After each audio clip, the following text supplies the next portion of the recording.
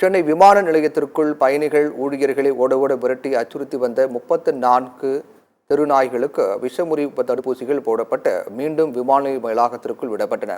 சென்னை விமான நிலையத்திற்குள் உள்நாட்டு மற்றும் சர்வதேச முனையங்களின் தெருநாய்களின் தொல்லைகள் அதிகரித்து வருகிறது. இந்த நாய்கள் விமான பயணிகளை மட்டுமின்றி விமான நிலைய ஊழியர்கள், பாதுகாவலர்கள் மற்றும் போலீசாரையும் ஓட விரட்டி அச்சுறுத்தி வந்தன.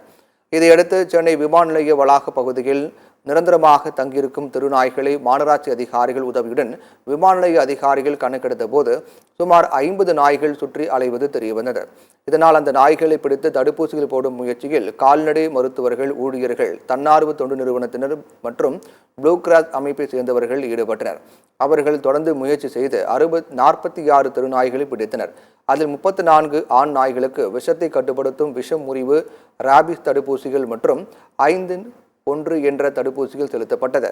பின்னர் வனவிலங்குகள் பாதுகாப்பு பராமரிப்பு சட்ட விதிகளின்படி அந்த 34 நாய்களும் சென்னை விமான நிலைய வளாகத்துக்குள்ளேயே விடப்பட்டன. 12 பெண் நாய்கள் இனவிருத்தி கட்டுப்பாடு அறுவை சிகிச்சை செய்வதற்காக சென்னை ஆலந்தூரில் உள்ள மாநகராட்சி மண்டல அலுவலகத்திற்கு கொண்டு செல்லப்பட்டன.